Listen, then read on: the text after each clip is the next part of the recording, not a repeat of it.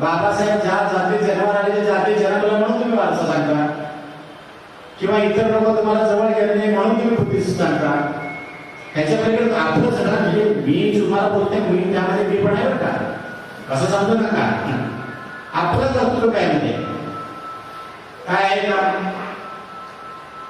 तर म्हणून मला असं सांगायचं की जे रिटायर झालेले आपण जोपर्यंत आहात, तुम्ही जोपर्यंत ऑफिसर्स होता ते ऑफिसमध्ये एकदा रिटायर होऊन बाहेर पडल्याबरोबर तुम्ही पण एक सामान्य माणसं आहोत. सामान्य बरोबर सामान्यामध्ये आपल्या काय झालंय, अधिकाऱ्याचे जर वर्दी होते आणि जो कार्यकर्ता पळतो पळत सुटतो त्याला जवळ घ्या, त्याला समजून घ्या.